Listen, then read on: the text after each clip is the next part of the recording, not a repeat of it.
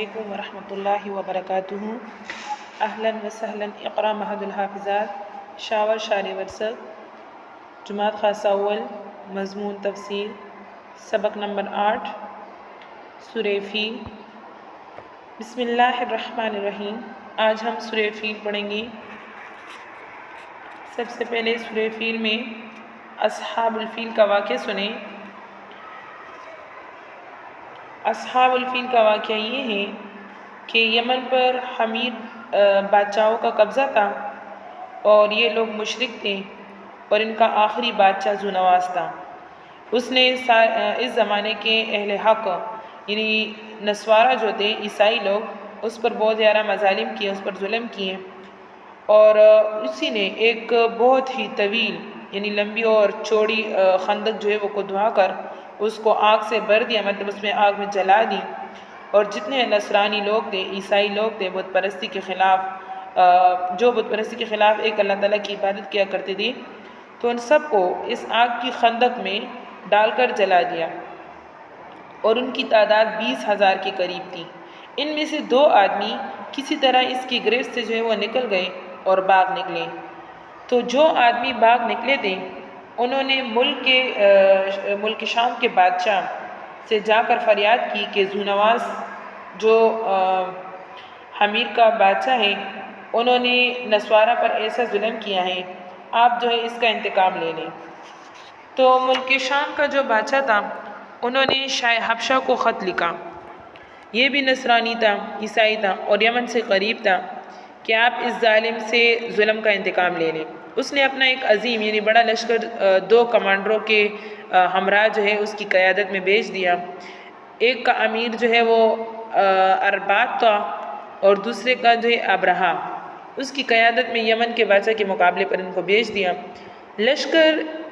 یہ لشکر جو ہے اس ملک پر ٹوٹ پڑا اور پورے یمن کو قوم حمیر کے قبضے سے آزاد کرا لیا، اور حمیر کا جو بادشاہ تھا ذونواس وہ بھاگ گیا اور دریا میں غرق ہو کر مر گیا۔ اسی طرح اربات اور ابرہا اس کے ذریعے سے یمن پر شاہ حبشہ کا قبضہ ہو گیا، اور پھر اربات اور ابرہا ان دونوں میں آپس میں جنگ لڑ گئی۔ تو جب ان دونوں کے درمیان آپس میں جنگ ہوئی تو اس میں اربات مقتول ہو گیا، یعنی وہ مارا گیا، اور ابرہا جو ہے وہ غالب آ گیا۔ اور یہی ابرہا یہ شاہ نجاشی کی طرف سے ملک یمن کا حاکم یعنی گورنر مقرر ہوا، اور اس نے یمن پر قابض ہو کر ارادہ کیا کہ یمن میں ایک ایسا شاندار کنیسہ بنایا جائے۔ کنیسہ جو ہے وہ عیسائیوں کی عبادت گاہ کو کہا جاتا ہے، تو ایک شاندار عبادت گاہ انہوں نے بنائی، اور اس کی مثال جو ہے وہ دنیا میں نہ ہو۔ تو اس سے ان کا مقصد یہ تھا کہ یمن کے عرب لوگ جو حج کرنے کے لیے مکہ مکرمہ جاتے ہیں اور بیت اللہ کا طواف کرتے ہیں، تو وہ اس کنیسے کی شوکت سے جو ہے وہ مرعوب ہو کر کعبہ کی بجائے اس عبادت گاہ میں، عیسائیوں کی عبادت گاہ میں جانے لگے۔ تو اس خیال پر انہوں نے ایک بہت بڑا عالیشان کنیسہ بنا دیا اور اس کی جو ہے وہ تعمیر کی، اور اس کی بلندی پر یعنی ایسی انہوں نے تعمیر کی کہ اس کی بلندی پر نیچے اگر اس کی بلندی پر کوئی چڑھ کر دیکھتا تو نیچے کھڑا ہوا آدمی نظر نہیں جو ہے وہ ڈال سکتا تھا، اور اس کو سونے چاندی اور جواہرات سے جو ہے وہ مزین کیا گیا، یعنی سونے اور چاندی اور جواہرات اس میں جو ہے لگائے گئے، اور پوری بادشاہت میں مملکت میں اعلان کرا دیا تھا کہ اب یمن سے کوئی کعبہ کے حج کے لیے نہیں جائے گا اور اس عبادت گاہ میں عبادت کرے گا۔ عرب میں اگرچہ بت پرستی غالب تھی، مطلب وہ بتوں کی عبادت کیا کرتے تھے، مگر دین ابراہیمی اور کعبے کی عظمت و محبت ان کے دلوں میں جو ہے وہ پیوست تھی۔ اس لیے عدنان اور قحطان اور قریش کے قبائل میں غم اور غصہ جو ہے وہ بڑھ گیا، یہاں تک کہ ان میں سے کسی نے رات کے وقت اس عبادت گاہ میں داخل ہو کر اس کو گندگی سے آلودہ کر دیا، اور بعض روایات میں ہے کہ ان میں سے ایک مسافر قبیلے نے اس عبادت گاہ کے قریب اپنی ضرورت کے تحت جو ہے وہ آگ جلائی، اور اس کی آگ جو ہے اس عبادت گاہ تک جو ہے وہ پہنچ گئی اور اس کو وہ لگ گئی، اور اس سے بہت زیادہ نقصان اس کو پہنچ گیا۔ ابرہا کو جب اس کا پتہ چلا اور بتایا گیا کہ کسی قریشی نے یہ کام کیا ہے، تو اس نے قسم کھائی کہ میں اس کعبے کو جو ہے وہ ڈھاؤں گا، مطلب اس کو توڑ پھوڑ کروں گا۔ ابرہا نے اس کی تیاری شروع کی اور شاہ نجاشی سے اجازت مانگی تو اس نے اپنا ایک خاص ہاتھی جس کا نام محمود تھا ابرہہ کے لیے بھیج دیا کہ وہ اس پر سوار ہو کر کعبے پر حملہ کر لیں۔ بعض روایت میں ہے کہ یہ سب سے بڑا عظیم الشان ہاتھی تھا اور اس کی مثال نہیں پائی جاتی تھی، اور اس کے ساتھ 8 ہاتھی دوسرے بھی اس لشکر کے لیے شاہ حبشہ نے بھیج دیے تھے۔ ہاتھیوں کی یہ تعداد بھیجنے کا یہ مقصد تھا کہ بیت اللہ یعنی کعبہ کے گرانے میں ہاتھیوں سے جو ہے وہ کام لیا جائے، اور تجویز یہ تھی کہ بیت اللہ کے ستونوں میں لوہے کی مضبوط اور طویل زنجیریں باندھ کر ان زنجیروں کو ہاتھیوں کے گلوں میں باندھ دے اور ہنکا دے، تو سارا بیت اللہ جو ہے معاذ اللہ زمین پر گر جائے گا۔ عرب میں جب اس کے حملے کی خبر پھیل گئی تو سارا عرب مقابلے کے لیے تیار ہوا، اور یمن کے عربوں میں ایک شخص ذو نظر جس کا نام ذو نظر تھا، اس نے عربوں کی قیادت میں نگرانی میں جو ہے وہ قیادت اختیار کی، اور عرب لوگ اس کے گرد جمع ہو کر مقابلے کے لیے تیار ہو گئے اور ابرہہ کے خلاف جنگ کی، مگر اللہ تعالیٰ کو تو یہ منظور تھا کہ ابرہہ کی شکست اور رسوائی جو ہے وہ ظاہر کر کے دنیا کے سامنے لے آئیں۔ اس لیے یہ عرب مقابلے میں کامیاب نہیں ہوئے۔ ابرہہ نے اس کو شکست دے دی اور ذو نظر کو قید کر لیا اور آگے روانہ ہو گئے۔ اس کے بعد جب یہ لشکر طائف کے قریب پہنچا تو طائف کے باشندے یعنی وہاں کے رہنے والے قبیلہ ثقیف جو پچھلی جنگوں اور ابرہہ کی فتح کے واقعات سن چکے تھے، تو انہوں نے اپنی خیر منانے کا فیصلہ کیا، اور یہ کہ طائف میں جو ہم نے ایک عظیم الشان بت خانہ لات کے نام سے بنا رکھا ہے، یہ اس کو نہ چھیڑے تو ہم اس کا مقابلہ نہیں کریں گے۔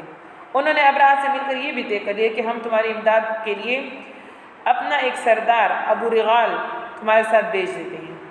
ابرہہ اس پر راضی ہوا اور ابو رغال کو ساتھ لے کر مکہ مکرمہ کے قریب مقام مخمس پر پہنچ گیا، جہاں قریش مکہ کے اونٹ چر رہے تھے۔ تو ابرہہ کے ایک لشکر نے سب سے پہلے ان پر حملہ کر کے اونٹ گرفتار کر لیے، جن میں سے 200 اونٹ رسول اللہ صلی اللہ علیہ وسلم کے دادا عبد المطلب جو کہ قریش کے سردار بھی تھے، وہ جو انہوں نے گرفتار کر لیے، اور ابرہہ نے یہاں پر پہنچ کر اپنا ایک سفیر حناطہ حمیری کو شہر مکہ میں بھیج دیا کہ وہ سرداران قریش کو خبردار کرے کہ ہم تم سے جنگ کرنے کے لیے نہیں آئے، ہمارا مقصد صرف کعبے کو گرانا ہے، اگر تم نے اس میں رکاوٹ نہ ڈالی تو تمہیں کوئی نقصان نہیں ہوگا۔ حناطہ جب مکہ مکرمہ میں داخل ہوا تو سب نے اس کو عبد المطلب کا پتہ دیا کہ وہ سب سے پہلے جو قریش کے سردار ہیں تو ان سے جو ہے وہ مل لیں۔ حناطہ نے عبد المطلب سے گفتگو کی اور ابرہہ کا پیغام اس کو پہنچا دیا۔ حناطہ نے عبد المطلب سے یہ کہا کہ آپ ہمارے ساتھ چلیں، میں آپ کو ابرہہ سے ملاتا ہوں۔ ابرہہ نے جب عبد المطلب کو دیکھا کہ بڑے عزت والے آدمی ہیں تو ان کو دیکھ کر اپنے تخت سے نیچے اتر کر بیٹھ گئے اور عبد المطلب کو اپنی برابر جو ہے وہ بٹھا دیا، اور اپنے ترجمان سے کہا کہ عبد المطلب سے پوچھو کہ وہ کس غرض سے آئے ہیں۔ تو عبد المطلب نے کہا کہ ہماری ضرورت تو بس اتنی ہے کہ ہمارے اونٹ جو آپ کے لشکر نے گرفتار کیے ہیں وہ چھوڑ دیں۔ تو ابرہہ نے ترجمان کے ذریعے سے عبد المطلب سے کہا کہ جب میں نے آپ کو اول مرتبہ دیکھا تو میرے دل میں آپ کی بہت عزت اور عظمت جو ہے وہ پیدا ہوئی، مگر آپ کی گفتگو نے اس کو بالکل ختم کر دیا۔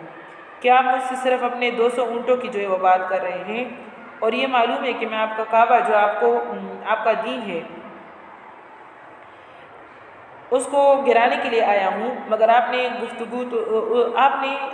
گفتگو نے تو اس بات کو بالکل ختم ہی کر دیا۔ آپ مجھ سے صرف اپنے اونٹوں کے بارے میں بات کی آپ نے، اور کعبے کے بارے میں کوئی بھی بات نہیں کی۔ تو عبد المطلب نے جواب دیا کہ اونٹوں کا مالک تو میں ہوں، مجھے اس کی فکر ہے، اور بیت اللہ کا مالک میں نہیں بلکہ اللہ ہے، اور وہ اپنے گھر کی حفاظت کرنا جانتا ہے۔ ابرہہ نے کہا کہ تمہارا خدا اس کو میرے ہاتھ سے نہیں بچا سکے گا۔ عبد المطلب نے کہا کہ پھر تمہیں اختیار ہے، جو چاہو کرو۔ عبد المطلب کے اونٹ ابرہہ نے واپس کر دیے، وہ اپنے اونٹ لے کر واپس چلے آئے اور بیت اللہ کے دروازے کا حلقہ پکڑ کر دعا میں مشغول ہو گئے۔ قریش کی ایک بڑی جماعت بھی ان کے ساتھ تھی، اور انہوں نے اللہ تعالیٰ سے دعا کی کہ ابرہہ کے عظیم لشکر کا مقابلہ ہمارے بس کا کام نہیں ہے، آپ ہی اپنے گھر کی حفاظت جو ہے وہ کریں۔ صبح ہوئی تو ابرہہ نے بیت اللہ پر چڑھائی کی تیاری شروع کی اور اپنے ہاتھی محمود کو آگے چلنے کے لیے تیار کیا۔ نفیل ابن حبیب جن کو راستے سے ابرہہ نے گرفتار کیا تھا، اس وقت وہ آگے بڑھے اور ہاتھی کا کان پکڑ کر کہنے لگے کہ تو جہاں سے آیا ہے وہیں پر سے ہی سالم واپس چلا جا۔ کیونکہ تو اللہ تعالیٰ کے محفوظ شہر میں ہے۔ یہ کہہ کر اس کا کان چھوڑ دیا۔ ہاتھی یہ سنتے ہی بیٹھ گیا، اور ہاتھی جو ہے وہ جو ہاتھی کو چلانے والا تھا، ہاتھی بان، اس نے اس کو اٹھا کر چلانا چاہا، لیکن وہ اپنی جگہ سے نہیں ہلا، اور اس کو بڑے بڑے تیروں سے جو مارا گیا، مگر اس نے پرواہ نہ کی۔ اس کے ناک میں لوہے کا آنکڑا ڈال دیا، پھر بھی وہ کڑا نہیں ہوا۔ تب ان لوگوں نے اس کو یمن کی طرف لوٹانا چاہا تو وہ فوراً کڑا ہوا، پھر شام کی طرف چلانا چاہا تو چلنے لگا، مشرق کی طرف لے گئے، اس کی طرف چلانا چاہا تو مشرق کی طرف بھی روانہ ہوا۔ پھر ان سب اطراف میں چلانے کے بعد اس کو مکہ مکرمہ کی طرف چلانا چاہا تو پھر وہ بیٹھ گیا۔ اللہ تعالیٰ کا یہ کرشمہ تو یہاں پر ظاہر ہوا، اور دوسری طرف دریا کی طرف سے کچھ پرندوں کی قطاریں آتی دکھائی دی، جن میں سے ایک کے ساتھ 3 کنکریاں مسور کی برابر تھیں یا چنے کے برابر تھیں، ایک چونچ میں اور 2 پنجوں میں پکڑے ہوئے تھے، اور یہ پرندے چھوٹے تھے، ان کے پنجے سرخ تھے، اور ہر پنجے میں ایک کنکر اور ایک چونچ میں لیے آتے دکھائی دیے، اور فوراً ہی ابرہہ کے لشکر پر چا گئے، اور یہ کنکریاں جو ہر ایک کے ساتھ تھی ابرہہ کے لشکر پر گرائی، اور ایک ایک کنکر نے وہ کام کیا جو ایک بہت بڑا پسٹول کی گولی بھی نہیں کر سکتی، کہ جس پر پڑتی اس کے بدن کو جو ہے وہ چیر جاتی اور زمین میں گھس جاتی۔ یہ عذاب دیکھ کر ہاتھی سب بھاگ کھڑے ہوئے، صرف ایک ہاتھی رہ گیا جو اس کنکری سے ہلاک ہوا، اور لشکر کے تمام آدمی اسی موقع پر ہلاک نہیں ہوئے بلکہ مختلف اطراف میں بھاگ گئے۔ ان سب کا یہ حال ہوا کہ وہ راستے میں مر کر گر گئے۔ ابرہہ کو چونکہ اللہ تعالیٰ نے سخت سزا اس کے لیے مقرر کی تھی، اس لیے وہ فوراً ہلاک نہیں ہوا، بلکہ اس کے جسم میں ایک ایسا زہر جو ہے وہ سرایت کر گیا کہ اس کا ایک ایک جوڑ گل سڑ کر گرنے لگا۔ اسی حالت میں اس کو یمن واپس لایا گیا، اور دارالسلطنت صنعاء پہنچ کر اس کا سارا بدن ٹکڑے ہو کر وہ بہہ گیا اور وہ مر گیا۔ یہ اصحاب الفیل کا واقعہ تھا۔ اب یہاں پر ایک سوال ہوتا ہے کہ یہ واقعہ کب پیش آیا، کب ہوا؟ تو یہ واقعہ 22 محرم پیر کو حضور صلی اللہ علیہ وسلم کی ولادت باسعادت سے تقریباً 50 دن پہلے پیش آیا، اور اکثر علماء کا یہی قول ہے۔ اب ان آیات کے ترجمے کی طرف دیکھیں۔ بسم اللہ الرحمن الرحیم۔ الم تر کیف فعل ربک باصحاب الفیل۔ کیا آپ کو نہیں معلوم کہ آپ کے رب نے ہاتھی والوں کے ساتھ کیا معاملہ کیا؟ الم یجعل کیدہم، کیا ان کی تدبیر کو نہیں بنایا؟ فی تضلیل، ملیامڈ یعنی گمراہ، وارسل علیہم طیرا ابابیل، اور بھیج دیے ان پر پرندے ابابیل، غول پرندے بھیج دیے، ترمیہم بحجارۃ، جو ان پر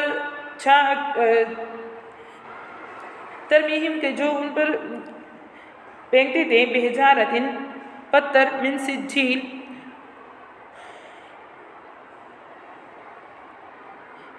جانوے، فجعلہم تو بنایا، پھر ان کو کائے، فعصف معقول، پھر اللہ نے اس کو کائے ہوئے بز کی طرح کر دیا۔ اب ان آیات کی لغات کی طرف دیکھیں۔ فیل یہ مذکر مؤنث واحد اور جمع آتا ہے اس میں جنس ہے، اور طائرن یہ طائرن کی جمع ہے۔ باب ضرب سے بمعنی اڑنا، ابابیل جھنڈ کے جھنڈ، اور متفرق جماعت کو بھی ابابیل کہتے ہیں۔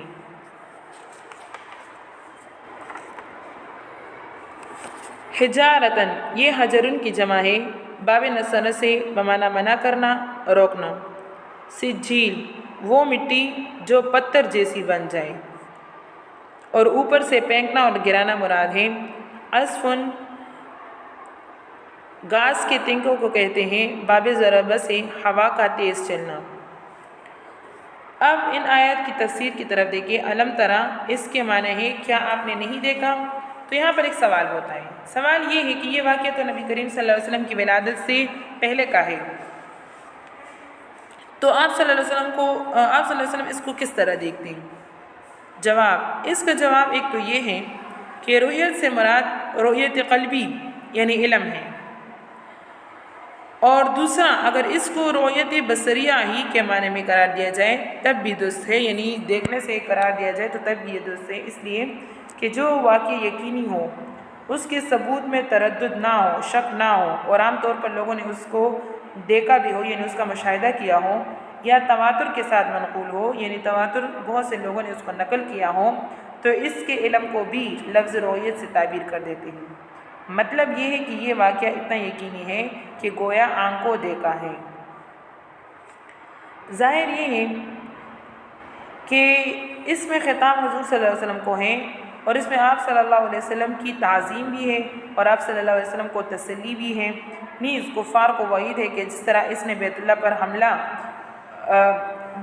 حملہ کرنا چاہا، یعنی حملہ اور اصحاب الفیل کو نیست و نابود کر دیا، تو رسول اللہ صلی اللہ علیہ وسلم پر حملہ اور دشمنوں کے ساتھ بھی ایسا ہی کیا جائے گا۔ طیرن ابابیل، ان دونوں لفظوں میں یہاں پر اس میں ابابیل سے مراد پرندوں کی جھنڈ ہے، پرندوں کا جھنڈ اس سے مراد ہے، اور یہاں پر جو ہے ایک خاص چڑیا کو ابابیل کہتے ہیں، اس سے وہ چڑیا مراد نہیں ہے کہ یہ پرندے کبوتر سے کسی قدر چھوٹے تھے اور پرندوں کی کوئی ایسی قسم تھی جو پہلے نہیں دیکھی گئی۔ حضرت ابن عباس رضی اللہ عنہ نے فرمایا کہ ان پرندوں کی چونچیں پرندوں کی طرح اور پنجے کتوں کے پنجوں کی طرح تھے۔ بحجارۃ من سجیل، یہ کنکر جانوے کی تھی اور اس میں خود کوئی طاقت نہیں تھی، معمولی گارے، یعنی مٹی کیا ہوتی ہے، وہ گارے مٹی جو تر مٹی ہوتی ہے اس سے بنائی ہوئی تھی، مگر اللہ تعالیٰ کی قدرت سے انہوں نے بموں کا کام دیا اور سب کو تہس نہس کر کے رکھ دیا۔ فجعلہم کعصف مأکول، عصف یہ بوسے کو کہتے ہیں، اول تو بوسہ ہی منتشر تنکے ہوتے ہیں، جب کہ اس کو کسی جانور نے چبا لیا ہو اور باقی ماندہ رون دیا ہو تو وہ نہایت بے وقت کوڑا کرکٹ ہو جاتا ہے، مطلب وہ کسی کام کا نہیں رہتا۔ ابرہہ کے لشکر کا یہی حال ہو گیا تھا، جیسے روندا ہوا بس اور پامال کوڑا کرکٹ ہوتا ہے۔ صدق اللہ العظیم وآخر دعوانا ان الحمدللہ رب العالمین۔ بچوں یہ سبق اچھی طرح سے یاد کریں اور آگے سورت کا مطالعہ کریں۔ السلام علیکم ورحمۃ اللہ وبرکاتہ۔